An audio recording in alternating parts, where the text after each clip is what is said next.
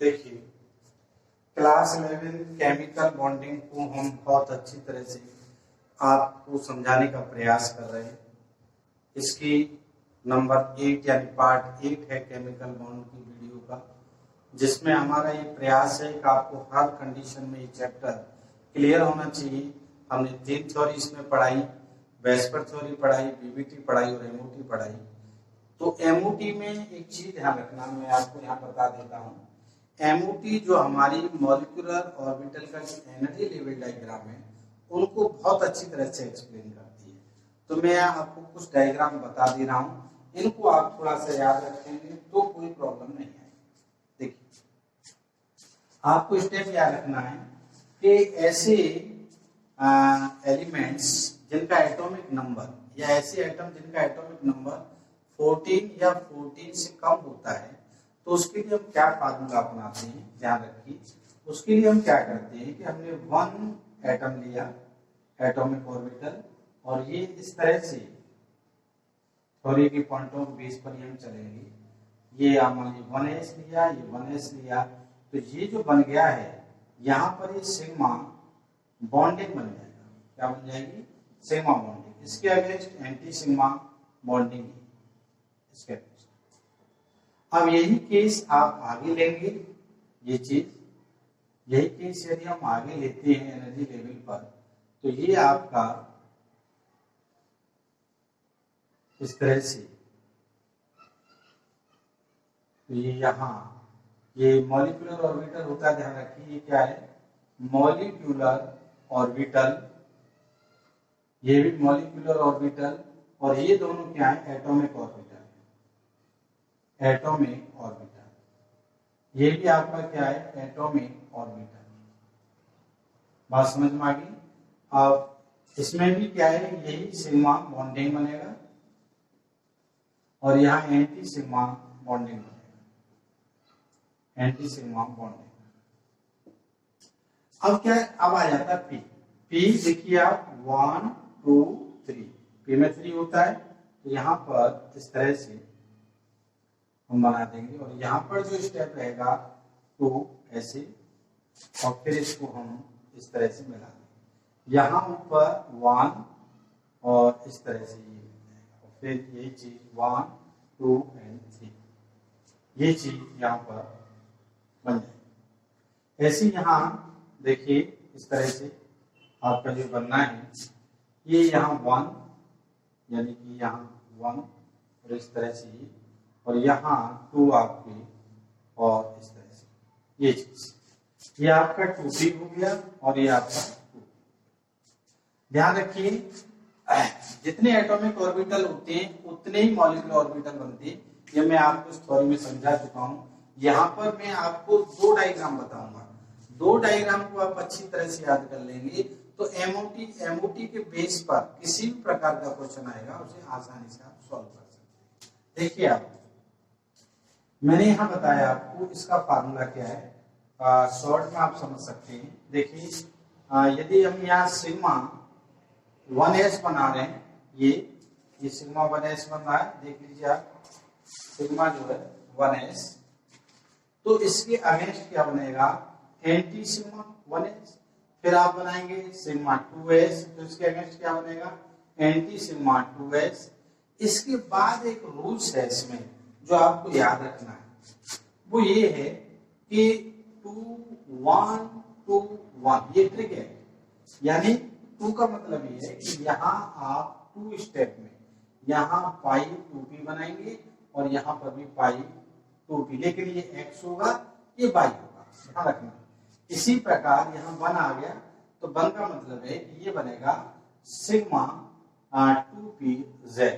अब आगे का स्टेप फिर 2 आ गया, यानी कि यहाँ बनेगा आपका पाई एंटी पाई 2py, और यहाँ एंटी पाई 2p, ये x और ये आपका y, और ऊपर जो बन जाएगा सिग्मा एंटी 2pz। ये एनर्जी लेवल डायग्राम की ट्रिक आपको याद रखनी है। देख लीजिए आप, यहाँ 2 1 फिर 2 1, ये फार्मूला जिनका एटॉमिक नंबर 14 या फिर 14 से कम आता है। जैसे मैं N2 लेता हूं, N2 में नाइट्रोजन में 1s2 2s2 एंड 2p, देख लीजिए आप 1s2 1s2 2s2 2s2 and 2p 2p। यहां वही चीज बन रही है, मैं बना रहा हूं पाई 2px and pi 2py and sigma 2pz। यहां एंटी सिग्मा 2px, यहां एंटी सिग्मा 2py, यहां सिग्मा एंटी 2pz। तो ये एनर्जी लेवल डायग्राम हमारे बन जाते हैं। ये एनर्जी लेवल डायग्राम हमारा बना हुआ देख सकते हैं, क्या लिख सकते हैं आप, एनर्जी, ये चीज देखिए।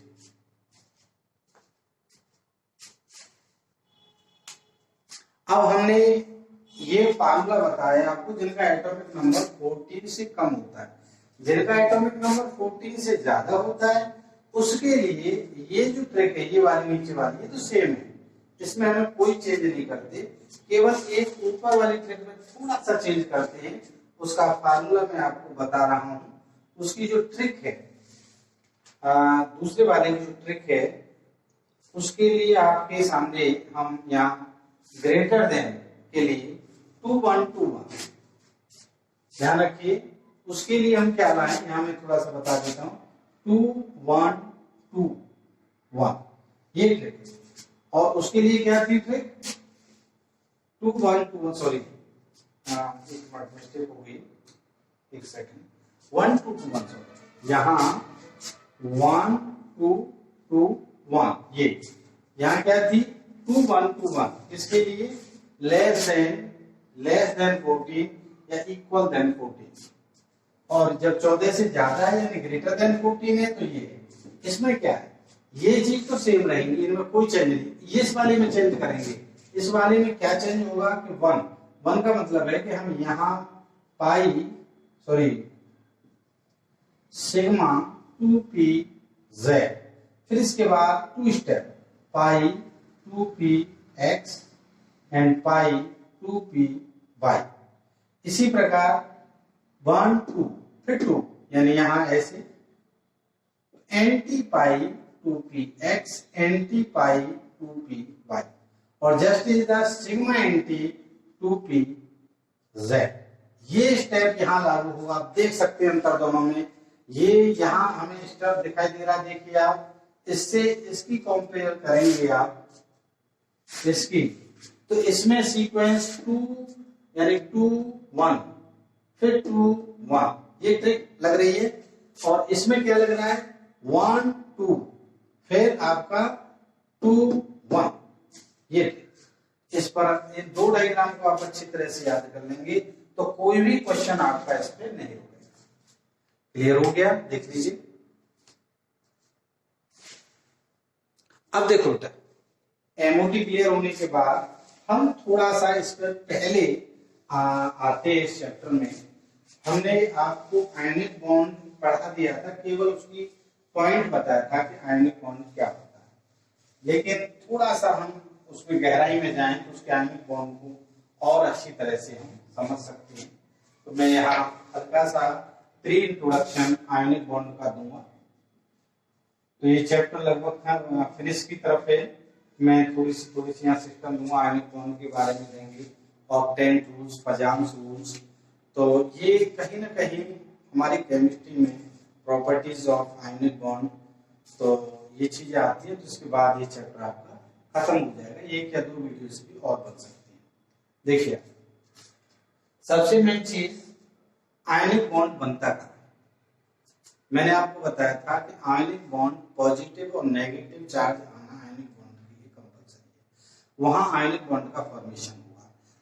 अब पॉजिटिव नेगेटिव आएगा तो फिजिक्स ये कहती है उनके बीच एक अट्रैक्शन फोर्स लगता है, उसे हम इलेक्ट्रोस्टैटिक अट्रैक्शन फोर्स कहते हैं। इसीलिए इस बॉन्ड को हम इलेक्ट्रोस्टैटिक बॉन्ड के नाम से भी जानते हैं, इलेक्ट्रोकोवेलेंट बॉन्ड के नाम से भी इसको जाना जाता है। इसमें क्या होता है कि इलेक्ट्रॉन का कंप्लीट ट्रांसफर होता है one atom to another atom पर। तो जब वन एटम कंप्लीट ट्रांसफर होगा तो पॉजिटिव नेगेटिव आयन आएंगे और उनके बीच अट्रैक्शन फोर्स प्रोड्यूस होगा जिसे हम इलेक्ट्रोस्टैटिक अट्रैक्शन फोर्स कहते हैं, और इसीलिए इसे हम आयनिक बॉन्ड के नाम से जानते हैं। अब आयनिक बॉन्ड कैसे बनता है, यानी formation of cation and the formation of anion, यानी कैटायन और एनायन बनते हैं तब हमारा जो है आयनिक बॉन्ड बनता है। बात समझ में आ गई। अब इसमें क्या है कि ये चीज तो हमारी समझ में आ गया है कि सर इसमें कैटायन और एनायन बनता है, लेकिन इससे रिलेटेड कुछ टर्म है, उनकी डेफिनेशन जानना बहुत जरूरी है। किससे रिलेटेड? आयनिक बॉन्ड से। तो मैं आपको बताऊंगा, एक टर्म बहुत ही अच्छा इसमें आता है और वो टर्म है लैटिस एनर्जी। देखिए वो टर्म आता है लैटिस एनर्जी। लैटिस एनर्जी क्या है? लैटिस एनर्जी के विषय में हम बताएंगे आपको, जब 1 मोल आयनिक बॉन्ड यानी 1 मोल आयनिक बॉन्ड, यानी मैं मान कहता हूं कि Na+ और Cl नेगेटिव मिलकर 1 मोल NaCl बनाते हैं, तो इसमें जो एनर्जी रिलीज होती है उसी को हम लैटिस एनर्जी का नाम दे देते हैं। इसकी बात आप अपने माइंड फिट कर लीजिए, यानी energy release when the request number of gaseous positive active ions combine to form a 1 mole of the ionic compound is called lattice energy या lattice enthalpy। इसको हम लैटिस एनर्जी भी कहते हैं, लैटिस एंथैल्पी के नाम से भी जानते हैं। जब कैटायन और एनायन जो गैसियस फॉर्म में हों, वो दोनों आपस में मिलकर सॉलिड कंपाउंड NaCl बनाते हैं, NaCl का 1 मोल बनाते हैं, तो उसमें जो एनर्जी रिलीज होती है उसी को हम लैटिस एंथैल्पी, यानी 1 मोल बनाने में जो एनर्जी रिलीज हो रही है उसी को हम एंथैल्पी या लैटिस एनर्जी के नाम से जानते हैं। बात समझ में आ गई। ये हमेशा ऑलवेज पॉजिटिव होती है। लैटिस एनर्जी क्या होती है? ऑलवेज पॉजिटिव होती है। तो ये हमारा यहाँ जो है इसकी कंसेप्ट है लैटिस एनर्जी की, देख लीजिए आप। लैटिस एनर्जी के बाद अगला वर्ड जो आयनिक बॉन्ड में आता है वो है आयोनाइजेशन एंथैल्पी। आयोनाइजेशन एंथैल्पी, ये वर्ड आयोनाइजेशन एंथैल्पी, ये क्या होती है? देखिए कोई भी लूज इलेक्ट्रॉन होता है, सपोज कीजिए मैंने यहाँ पर न्यूक्लियस बनाया, इसके अराउंड में इलेक्ट्रॉन मूव कर रहे हैं, तो इसकी आउटर मोस्ट शेल का जो इलेक्ट्रॉन होगा उसे हम लूज इलेक्ट्रॉन कहते हैं। उस इलेक्ट्रॉन को रिमूव करने में जो एनर्जी की नीड होती है, रिक्वायरमेंट होती है, उस लूज इलेक्ट्रॉन को आउटर मोस्ट शेल से रिमूव करने में जिस एनर्जी की रिक्वायरमेंट होती है उसी को हम जो है आयोनाइजेशन एंथैल्पी के नाम से जानते हैं। बात समझ में आ गई। उसे हम क्या कहते हैं? आयोनाइजेशन एंथैल्पी के नाम से जानते हैं। मान लीजिए सोडियम है, सोडियम से 1 इलेक्ट्रॉन यदि मुझे रिमूव करना है तो वो क्या होगा, उसके लिए जो एनर्जी रिक्वायर्ड होगी उसे हम आयोनाइजेशन एंथैल्पी का नाम दे देंगे, यानी कि Na positive and 1 electron negative. ये चीज बात समझ में आ गई। ये कंसेप्ट आपकी हो जाती है आयोनाइजेशन एंथैल्पी। देखिए क्लियर हो गया। अब एक कंसेप्ट और इसमें रहेगी, वो और मैं आपको बताना चाहता हूं। देखिए इसके बाद इसमें है electron gain enthalpy. Electron gain enthalpy, electron gain enthalpy, इसे हम EGE, इलेक्ट्रॉन गेन एंथैल्पी को दूसरा ना जो नाम है इलेक्ट्रॉन गेन एंथैल्पी का वो इलेक्ट्रॉन एफिनिटी। क्या है? Electron affinity. क्या है नाम? इलेक्ट्रॉन एफिनिटी के नाम से भी इसको जाना जाता है।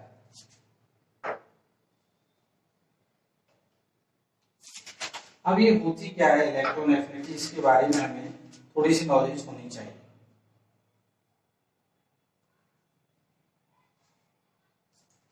किसी भी एटम में 1 इलेक्ट्रॉन ऐड करें, यानी उसमें 1 इलेक्ट्रॉन डालते हैं, 1 इलेक्ट्रॉन ऐड करते हैं तो क्या होता है कि 1 इलेक्ट्रॉन ऐड करेंगे तो उसमें नेगेटिव आयन प्रोड्यूस हो, यानी दे रहे हैं उसे इलेक्ट्रॉन।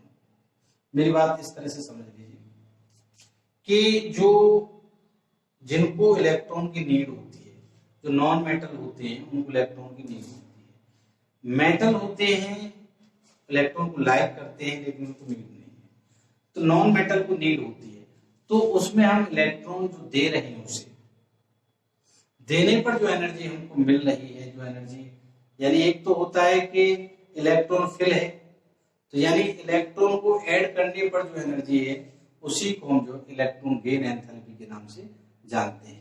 अब ये सब चीज क्या है, आप एक चीज ध्यान रखिए, इस पॉइंट को समझने के लिए हमें एक चीज ध्यान रखना चाहिए कि इलेक्ट्रॉन को ऐड करने के लिए तो इस तरह से हमने इलेक्ट्रॉन गेन एंथैल्पी जो ऊर्जा दी, इलेक्ट्रॉन को ऐड करने के लिए ऊर्जा देनी पड़ रही है, उसे हम इलेक्ट्रॉन गेन एंथैल्पी कहते हैं। अब ये सब मैंने आपको बताई कि आयनिक बॉन्ड से रिलेटेड कुछ एनर्जी जो होती है उनके विषय में मैंने इस वीडियो में आपको बताना चाहा।